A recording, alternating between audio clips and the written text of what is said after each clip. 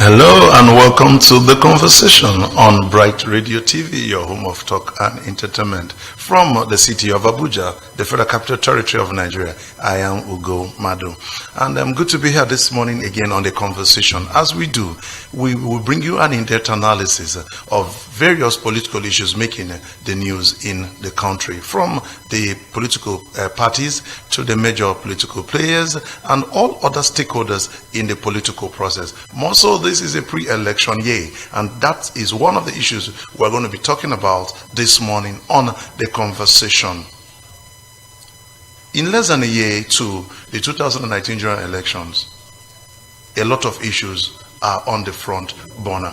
Millions of Nigerians are getting prepared to vote in what we'll look at as the most fiercely contested elections in the history of Nigeria, given the nature and the nature of the aspirants who are jostling for the presidential slot come 2019.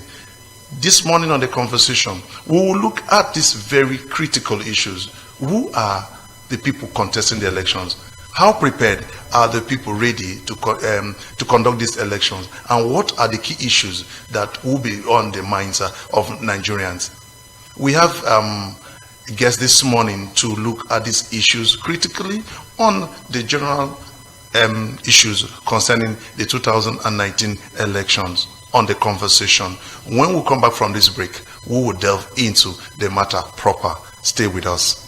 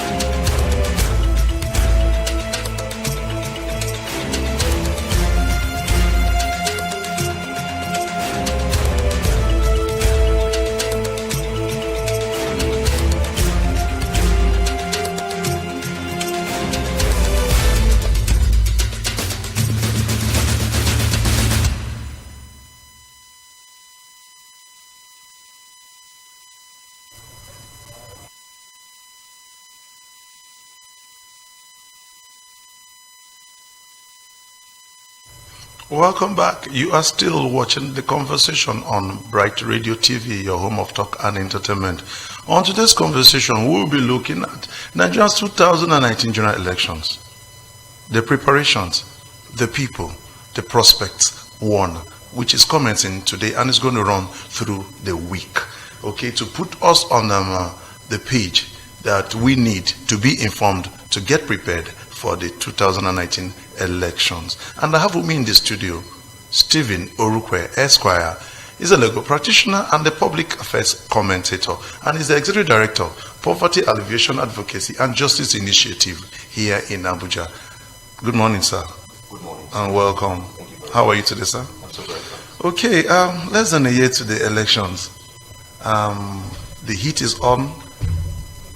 There is so much horse trading, so much arguments, counter-arguments, accusations, and all that across party lines amongst the politicians. And we are looking at the state of the nation. If the people saddled with the responsibility to conduct, to organize, to supervise the elections, how ready are they? And the people that are contesting these elections, what do they hold for Nigeria? What, in terms of prospect, come 2019, because we know that it's going to be one election that is going to be fiercely contested. INEC has made certain improvements, a departure from what they were before 2015. They've been able to institute certain measures, embark on certain reforms. The other time they said they had to punish erring officials of the commission who did commit certain offenses in 2015 elections. They equally rewarded some of their very good staff. Despite all this, we still have challenges. Very true. On the side of the Independent National Electoral Commission. We'll talk about the PVC, we'll talk about the CVR, we'll talk about logistics. Like now, they said they don't even have up to 37 resident electoral commissioners because each state is to have a presiding officer of the INEC. They have 30 out of 37. If you look at this, what do you make out of the preparedness of the Independent National Electoral Commission? Thank you very much. Ordinarily, you should know that INEC was created by statute. Yes. And it has the sole mandate to conduct elections every 4 years, as the case may be. Yes. Unfortunately, we now had staggered elections across the states. You know. So, and also, as we are aware, by their mandates, they are also supposed to set the ball rolling, the mechanism rolling by one, informing people, preparing them, carrying out continuous voter registration, which actually is one of the innovations. Yes. Major milestone. Major milestone. Yes. As you are aware, it just ended on the 30th of August. 1st of August. But then, but a whole lot of people still have not been able to obtain their PVC. Well, I am also part of those who have been clamoring that for the fact that INEC, especially the political parties, now has not picked their candidates. Yes. And election campaigns have not started. Yes. That we believe that it should still be ongoing. Yes. We believe it should still be ongoing. I'm still using this platform to still beg and to still plead with INEC to extend it further, because take it or leave it. My organization went to, because we have been promoting this hashtag, go get your PVC, vote, your right, your PVC, go get your PVC, get your vote is your right. We've been promoting that hashtag, and so we go around and we see the pains of the, because take it or leave it, I want to sincerely appreciate the INEC officials. A lot of them are wonderful. But there are certain cases too of corrupt tendencies or practices by certain INEC officials demanding bribes from people to be able to engage them in the CVR. In the FCT here, I would not say it was the INEC officials themselves. Okay. Because a lot of them are saddled. They are on their seat. A lot of them can't even leave. So do they have, is it that they employed the services of certain individuals, unscrupulous elements? You know, in Nigeria, unfortunately, we are an opportunistic set of people wherein everybody uses a loophole, we all dive cashing on it. So I should believe that, of course, also a lot of we Nigerians also lack of impatience. We open ourselves up for this. Yes. We want to do everything speedily. Yes. And you won't blame them too, because one, the nature of the jobs a lot of us do. People have little or no time. And a lot of people are sensitized right now. They want to exercise their franchise. The franchise come 2019. So that is the reason why. And thank God that the chairman, Professor Mahmoud, actually brought this innovation of extending this continuous voter registration. I wonder if, for example, INEC had gone the way they normally do, almost like 3 weeks or a month to the elections, and then you now say, "Come, open up the."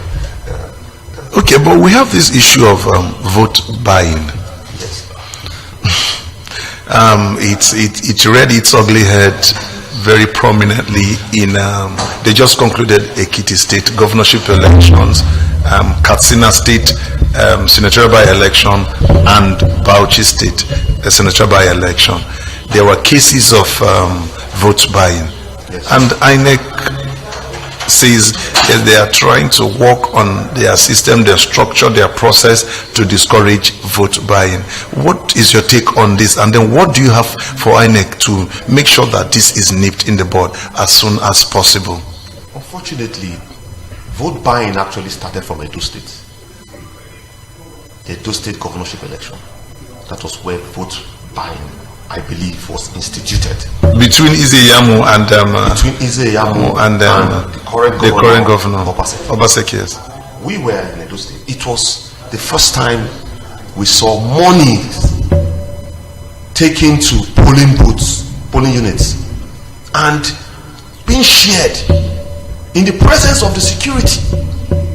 I believe, because we're coming to the preparedness of the security forces. Continue. I believe that it is a wholesome. It's on an unfortunate situation that we find ourselves.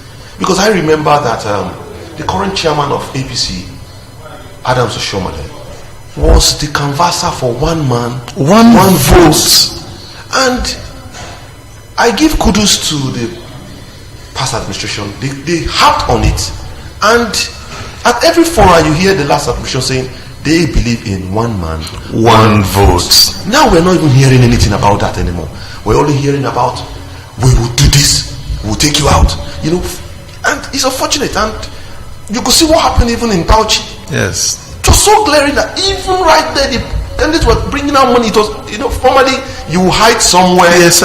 You hide somewhere. Exactly. And you will say, just go and show us your what you can come collect. Now it was so open. It was so open. We've now gone back to the 70s, to the 80s, where this was the stock in trade of politicians. And I think it is very, very, very unfortunate. What should INEC do in this regard? INEC, basically, without presently the law to back it, because if you look at the Electoral Act 2015, it is skewed in the sense that most of the reforms that INEC want to institute, like the Electoral Tribunal, Electoral Offences Tribunal, yes, and all of that, is not in the Electoral Act 2015. And without that, you agree with me that INEC, give or take, hands are tied. Okay, yes, that brings us to a very serious issue that resurfaced a few days ago. We're talking about the non-assent of the president to the Electoral Act Amendment Bill. He returned it without giving his assent, and that has raised a whole lot of issues once again on the 2019 elections and what holds for us as a people, because certain things that were infused into the amendment bill to take care of issues and challenges that we had in 2019 and 2015 and other previous elections, we expect that this new or this amended bill would actually take care of it, but that is not what we have today. Well, for me, the president had 30 days to, under the law, yes, give assent or decline. Yes, he has exercised his franchise, his right as the president. Yes, he, through his senior special assistant on legislative matters on this, the Senate, said that it was due to inelegant draftings. Well, we believe that there is still time to work on it. We still believe. But we are bound by the ECOWAS protocol, are we not? Yes, we are. But not. This is 6 months. 6 months, yes. And we are less than 6 months. Less than 6 months, but nonetheless, you and I know that for the fact that we are bound by the ECOWAS protocol, we still have our constitution that still binds us. Yes. And when it comes to electoral issues, so definitely it's just a bill. I want to believe. I don't want to. I feel, my personal opinion is that I think the hawks around Mr. President are making it look as if there's a mountain out of a mouth hole with him signing that this current electoral act. And I believe that no, if the past administration could make itself a guinea pig by allowing the use of card readers, yes, I see no reason why this administration should not go a step further by ensuring that the card reader is enhanced and electronic voting comes to stay. Yeah, but some people are of the opinion that if assented to and implemented the Electoral Act Amendment Bill as presented, that it will not be in the favor of the APC. That is why I told you that, look, you see, the taste of the pudding is in the eating. because because the past administration lost election, yes, doesn't mean that you would lose election. No. If you have what it takes for the people to bring you back in, then what is that? Power belongs, they say, it belongs to God, and take it or leave it. It's only 4 years. You have a 4 years mandate and renewable 4 years again, making it 8 years. You can't stay there forever. So what is the whole balloon about losing the election? What is the whole balloon? To them, I think it's a die-hard. It's a do or die affair. The question I still ask is, even if it's a do or die affair, if you die now for just a 4-year, the country continues. The country continues. And politics continues. So what is the bula balloon? Okay, that is Stephen Orukpe Esquire on the matter about the 2019 general elections, the preparations of people and the prospects. We will go on a short break. The conversation returns in a bit.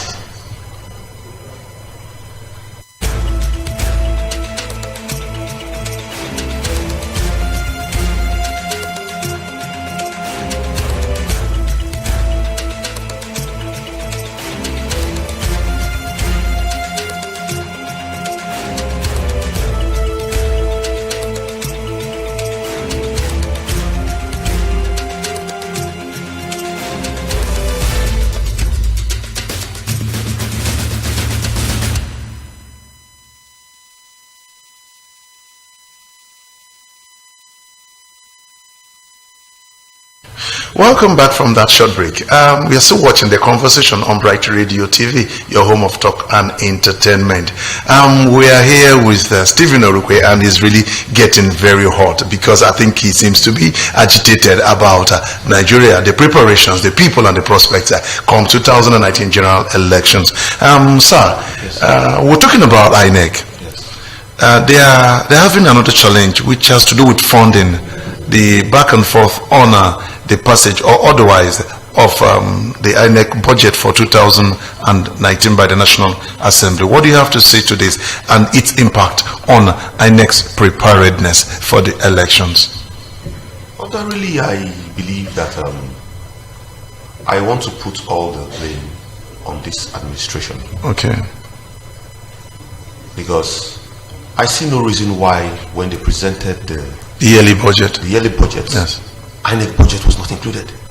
When you know you are at the eve of an election year. Yeah, because so many people have asked why presenting two budgets, even this other one is not even in force yet, yes, and then you're presenting a supplementary appropriation bill in respect of INEC and 2008, and you are well aware that elections are coming, and as if we are not even ready for this election. That is the fear of a lot of persons. A lot of people are looking at that. It's like this government is not even willing to conduct the elections. A lot of persons are afraid that 2019 might not be a reality, given the circumstances on the ground available now. That's playing itself out. Yes. Which is unfortunate. And I want to call on Mr. President. Mr. President, history is calling. It is you that history will talk about, not those hawks around you. It is you. Please, eke your name in gold. There's no need. For me, I also believe that the National Assembly also have a role to play. Thank God that they are actually looking at it seriously. Yeah, but there's a point of divergence. Yes. And it's not in the interest of the INEC. And the National Assembly says there's a provision, the special intervention projects and program that was appropriated in 913 billion naira in the 2018 budget, that the presidency or the executive should dip their hands into the 943 billion and fund the elections. And the presidency is saying you should dip your hands into the special constituency project of 500 something billion and to do this election. So that seems to be the divergent point. But we need a convergence point here. Not really a divergent or convergence. We don't really need a divergent or convergence. The main issue they really were having initially was that the presidency brought a budget of 147 million for INEC. Yes. And INEC brought 182 billion. So that was the area of dispute. Yes, but now they have said, okay, we are going with 143 billion. But it's the source of funding that is the issue. We are hoping, because take it or leave it, even the constituency project we're talking about, the funding for the constituency project, even Mr. President said when he was assenting that, look, I am just assenting for the sake of assenting. I am still not happy with a lot of inclusions. And one of the inclusions that Mr. President wasn't happy about was this constituency project funding. Now we know that even though it has been assented, the money has not yet been generated. So the fact of the matter still remains, for me, I believe that we have been recovering a lot of funding. The Abacha loot that has been repatriated from the US, Switzerland, and so many other foreign countries. Then talk about the EFCC also, the recovering the monies locally. The monies will be recovering locally. And then that takes us to another issue that is contentious now, if you ask me. The issue of external debts. It's so much, but when you look at the monies we've recovered, even monies we've received as income earnings from oil proceeds and non-oil export proceeds, and then you look at the level of external debt, it doesn't seem to. You can't reconcile this. Okay, OPEC said we've earned $121 billion. Between 2015, May 2015 and June 2018. And look at our debt profile, look at our debt exposure, and look at, even we're still approaching countries for more debts. Even China just give us a $328 million. And then you're asking, what is, we can't seem to reconcile these figures. Can you, sir? Well, for me, I feel that there's a disconnect between the managers of our finances and the administration itself. There's something they are not telling us. There's something. Because if we're making such money, we don't have reason borrowing like this, exposing this country. Because ordinarily, when this administration took the bull by the horn and instituted the TSA, Treasury Single Account issue, I was one of those who supported it. Why? Because I felt now the government would now know all the money that it has, since it is coming under one platform, and would now know how to channel these resources. Being that Mr. President has been touted as a good manager, one who is prudent, meticulous, has integrity. You understand? So I felt good. Now you have the opportunity to do what you need to do. But it's a disappointment, sorry to say this, it's a huge disappointment that we have TSA still ongoing. And monies are there. Monies are there. What are they doing? God bless you. Monies are there. We are getting repatriated funds. Yes. Daily. We're even recovering locally. And yet we have the highest debt burden ever. In trillions. It's unfortunate. It's scary sometimes when I look at the figures that is being banded. But unfortunately, you see, majority of us, take it or leave it, are educated illiterates. We believe that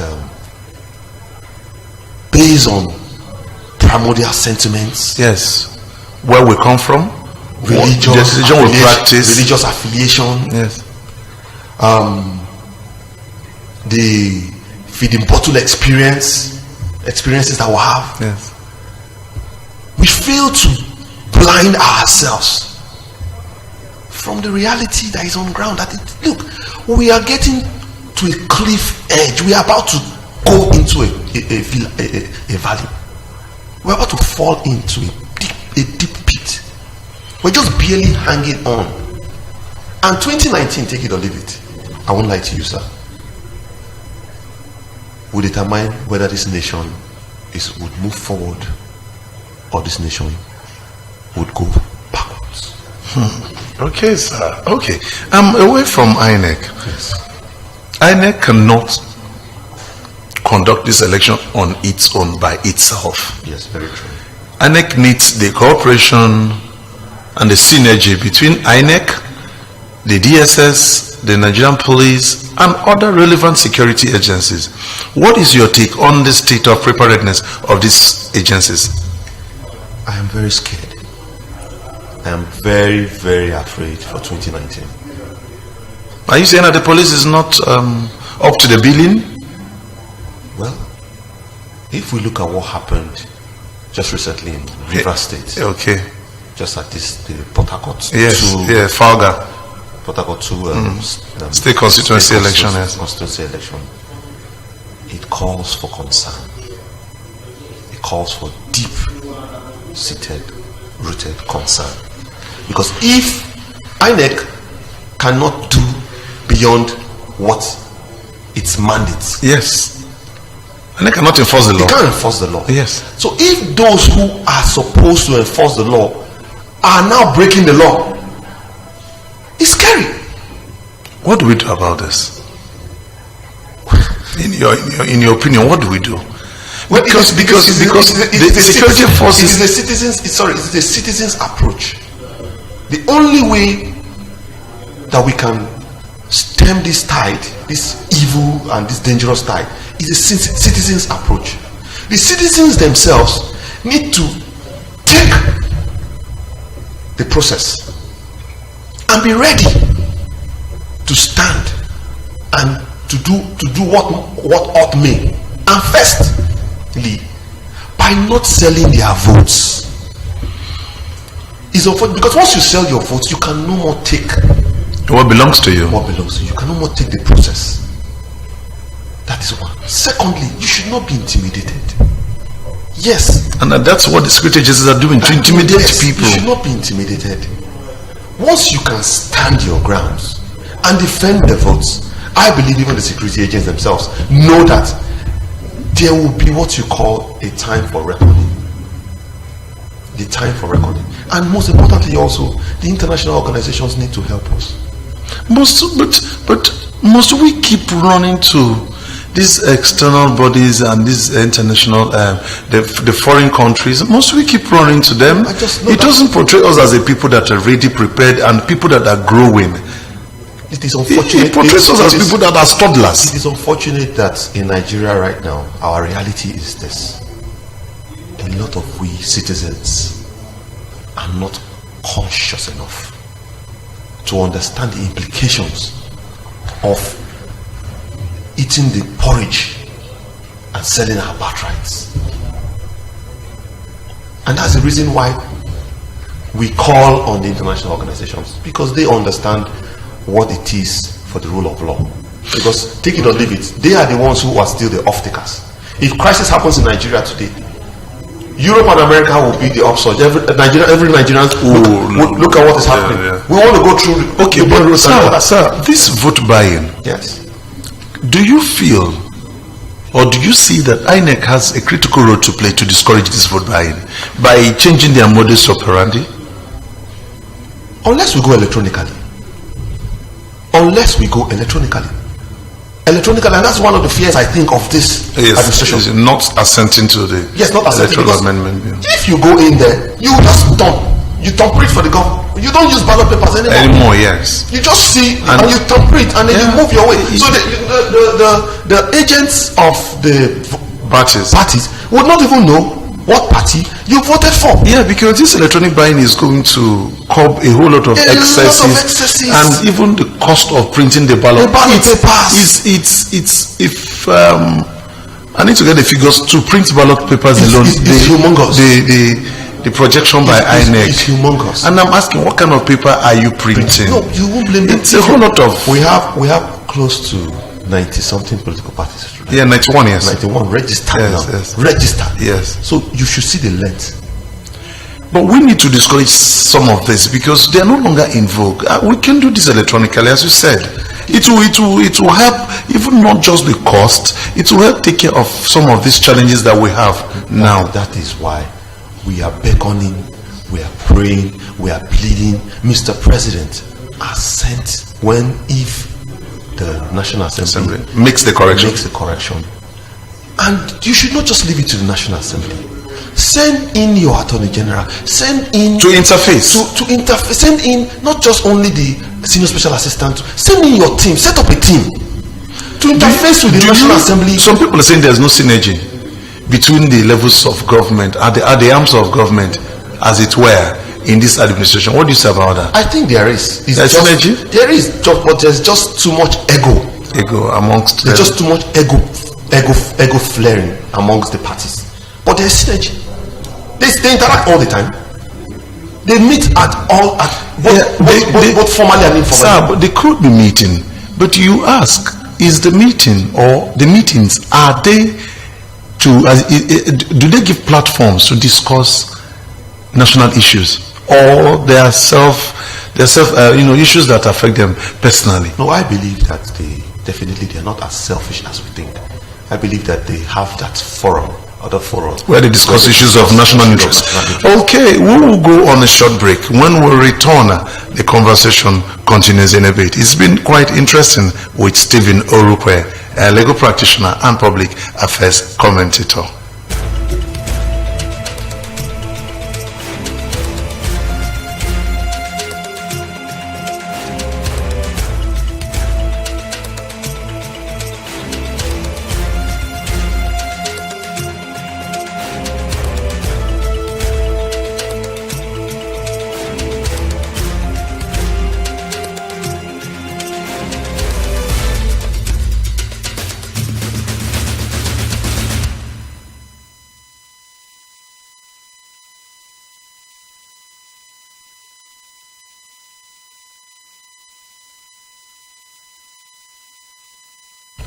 Welcome back. You are still watching the conversation on Bright Radio TV, your home of talk and entertainment. Still looking at the Nigeria 2019 general elections, the preparations, the people, and the prospects. One with Stephen Orukpe in the studio. Okay, sir. We're talking about INEC and security agencies. Now, looking at APC, looking at PDP, looking at the new registered political parties, we have about 91 of them now, as against the 40 we had in 2015. Yes. And these are the people that they are critical, they are important to the process, and then their actions, their activities equally would give a direction to what is going to happen or the likely occurrence in 2019. Okay, some of the parties came together under the CUPP, although they've been back and forth. The PDP is trying to forge an alliance with some other political parties to give a fight to the APC. Yes. What's your take on this? Well, for me, it's a good development, because take it or leave it, it is better to have fewer, especially at the presidential level. Yes, it's better to have fewer candidates, yes, than to have think about it if the whole 91 parties all of them field presidential candidates. But the INEC is saying that less than 50 have indicated interest to hold primaries, meaning that 40 something of them may not likely contest. They might just need to support or forge an alliance with other parties. We want it to happen, because take it or leave it, the majority of them are still very weak. Yeah, they don't have presence, and they will just confuse the process. But some other people have expressed dissatisfaction with the INEC in terms of registration of new political parties, like it was totally unnecessary. Well, you know, since Gani Fawemi took the federal government to court in 2001, yes, and got his judgment in 2003, the floodgates was left open.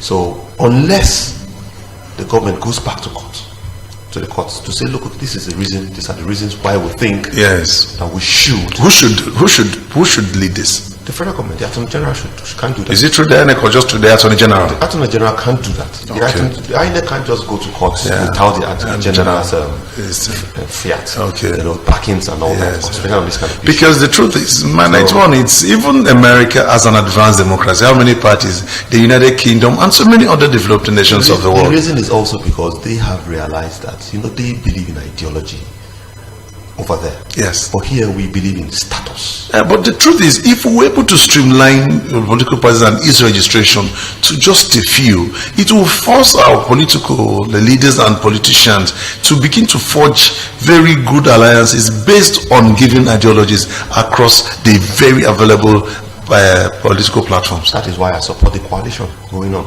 Okay. Because I believe that. Do you feel that coalition can give the APC a fight? Definitely. Definitely. Do not forget that the PDP is still one of the strong. Is the strongest opposition party. It's still take it or leave it. Yeah.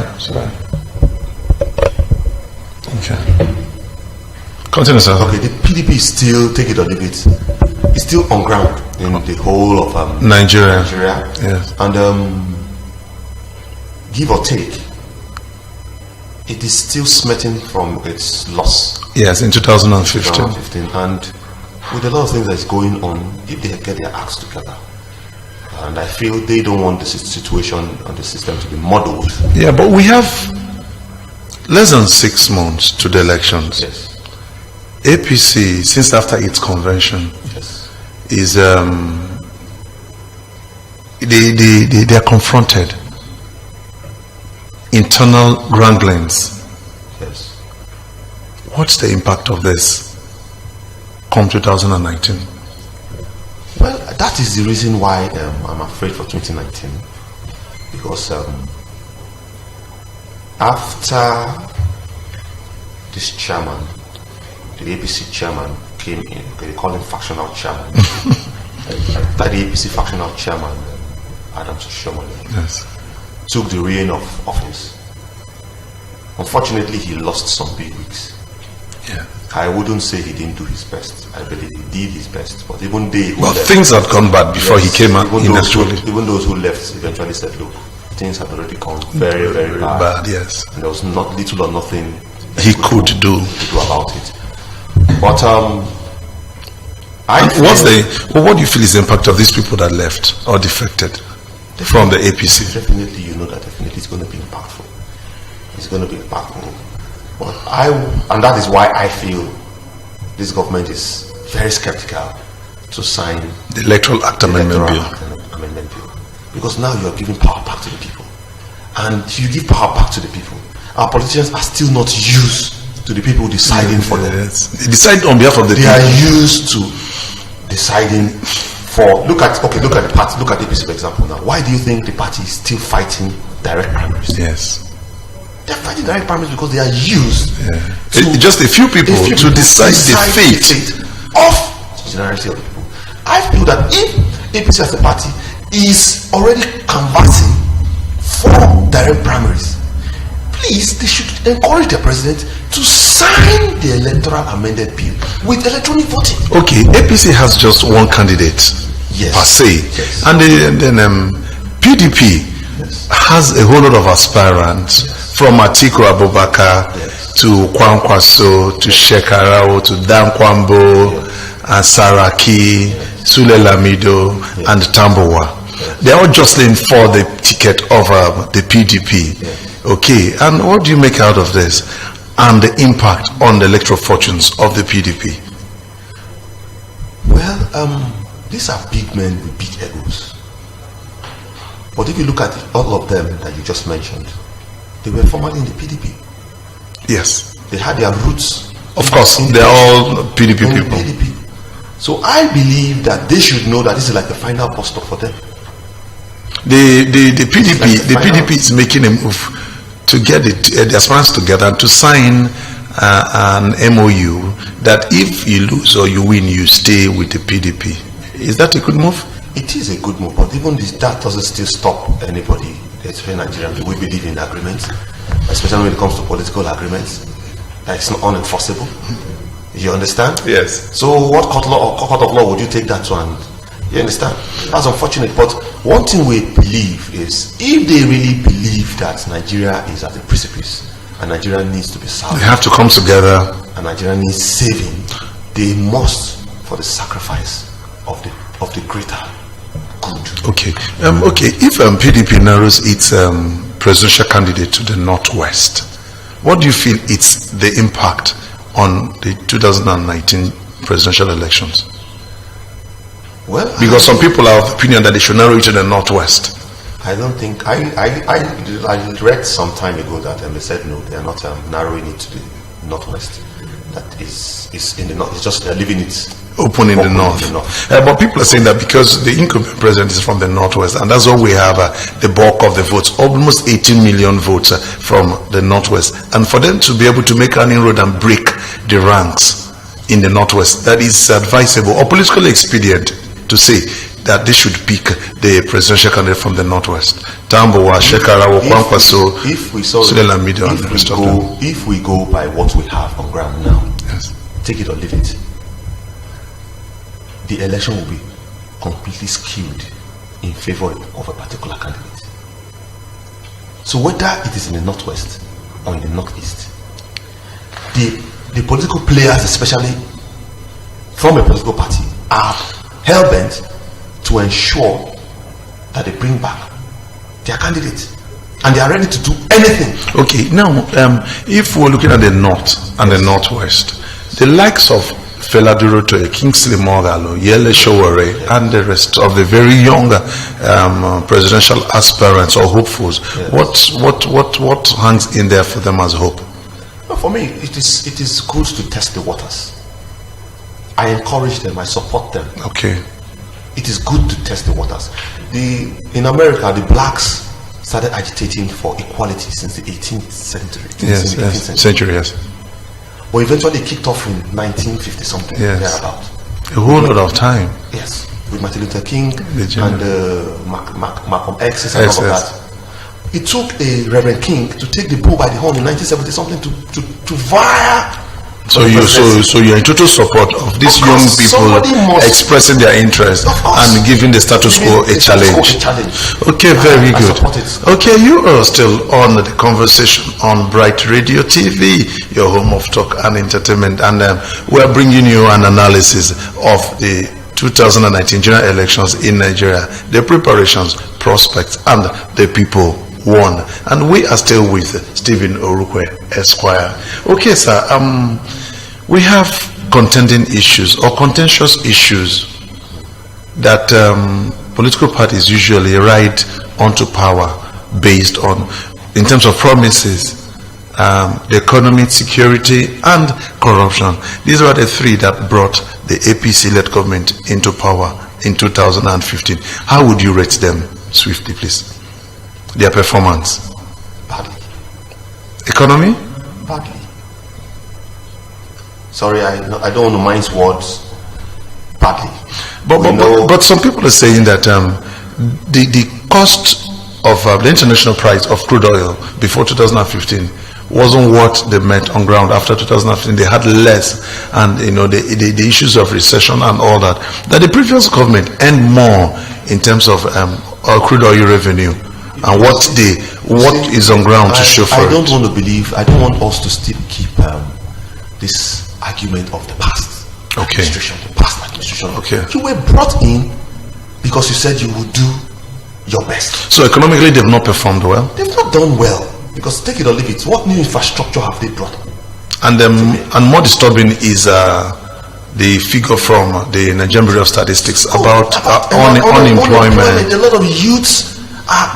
My organization advocates for youth unemployment, job creation, yes, MSME development, women empowerment, justice issue, economic issues, and all that. I can tell you that right now it's worse. Yes, unemployment. Yes, it's so worse. Do you know how many times you just walk? Just please and don't take your car. Don't take your car. Just use public transport. And you know how many persons will come and meet you? Yes. Yes. And we have, Nigeria is home to the poorest people in the world. Unfortunately, that is not our reality. Should this count against them in 2019 elections? Well, I would not. I believe that you see, the factor that determines a candidate winning or losing are divergent. Yes, they are divergent and also very peculiar. Politics, they say, is local. Yes. A hungry man can be hungry economically, but he still believes in the particular candidate. He will still say, I don't mind. I just love his face. Okay, in terms of security, what is their performance so far? Well, to a large extent, I would say I am not happy with these terrorist headsmen. Conflicts, yes. The headers and farmers clashes, and then the insurgents. I feel the president has not done enough. He has not done enough. I feel he has not done enough at all. I believe that we've lost more people. We've lost more people under him than under previous administration. Even though I said we should not be talking about the past. About the past. I feel that one of the strengths upon which he came on board was security and corruption. Okay, so let's go to corruption. What is your take? How have they been able to tackle, fight, or call corruption, whatever language they choose? I want to say it's unfortunate that the EFCC has been weaponized as a political tool. A whole lot of people share this opinion for a political party. But the people in the APC share a contrary view. That is why I said they would. I don't belong to any political party. Okay. It's what I am I also practice law. Yes. I know that if you take it. Look at, for example, now the defection that just recently took place. Go to social media. You now see. It's unfortunate that I see my president and a whole lot of people that just around him. They don't have to say people they corrupt we people. All know that truly. And the EFCC is doing nothing about this. And then this is the same person that Nigerians give an opportunity because they saw him as someone who doesn't tolerate corruption and will not condone it. And the people around him now sees otherwise. It's unfortunate, but like I said, the factors that would make or mar this current administration are divergent. Okay, coming to social media. Because a whole lot of people on social media now, and a whole lot of interactions are going on, and the political parties, the politicians are all doing one form of campaign and creating awareness via the social media. What do you feel is the impact of social media on the forthcoming elections, unlike the previous elections? It is massive, because take it or leave it, social media is... But elections are not done on social media. Very true, but also you will agree with me also that the reason why the continuous voters registration had a very high turnout was also based on awareness on social media. And they didn't really do campaigns or how many times did they come on your tent to come make adverts? How many times did they? But because organizations like ours were on social media canvassing for the are you encouraging the use of social media? Increase the use? We cannot do without. Social media has come to stay. Okay. President Trump now does nothing without social media. The world is now on social media. Okay, so what's the impact of fake news because of the place of social media? What is about fake news? What is fake news? What is fake news? Because the government people are saying that a whole lot of fake news are being spread through the social media. What is fake news? Because it's not in their favor. Because it's not in their favor. So if it's in their favor, it's good news. What is fake news? No, we should delineate. That is for me. That is the challenge when we bring up a term. What is fake news? If something I'm not happy with something, I say fake news. No, we should be like me, for example. If I believe that everything is a process. Yes. If I see a news on the platform, I go to several other news platforms. If I see cross-check. Yes, the veracity. Once I notice, and of course I republish. That is me. So you do not, and also I look at the person publishing that news. If I believe that person has, because take it or leave it, somebody could be in Aso Rock right now and could text you something that is happening right now. And wants you to broadcast it. Yes. Because 2 or 3 persons are not aware of it, and they ask, how did you get this information? Does that now become fake news? Okay. Okay. Looking at the 2019 general elections, we know the part that or the role the foreign countries play, the UK, the EU, the US, and some other, the AU and ECOWAS. What do you see as a role that they need to play to ensure that, in line with the promise of the president, that the elections will be free, fair, and credible come 2019? Please, the same way they were on the neck of the past administration, they should also be on the neck of this administration. Yes. They should not look at because Europe right now is going through their own internal crisis. Internal political crisis. So they are distracted right now. Okay. They are distracted concerning international affairs and all that. But please, I want to give credence to the European Union. They've shown so much interest in Nigeria. The country representative of the European Union in Nigeria. I want to give kudos to him. At least I have felt a lot of his workings. Okay. You know, they are very, very involved. Yes. Especially the European Union. I want other organizations, international bodies, to please. The soul of Nigeria depends on you people. 2019, if you people want more migrants in Europe and America, please keep your fingers crossed. But if you don't want more migrants, please be on the neck of this administration to conduct free and fair election, because I can assure you, if 2019 election doesn't go the way it should go, and a lot of people do not believe in the process, a lot of Nigerians will leave the country. Okay. And it is the young ones who will live in droves, and it is your country, Europe, that a lot of them will still come to.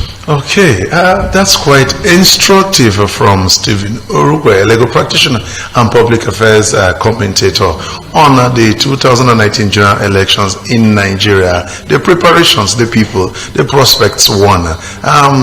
It's been quite interesting, very revealing and educative too on the conversation today with Stephen Orukpe. Sir, we hope to have you back here at a later date. Thank you very much. Okay, at the top of the hour, 9 Sports Attack comes your way. The conversation returns to you tomorrow with the same topic too now, tomorrow morning at 8. Stay with us.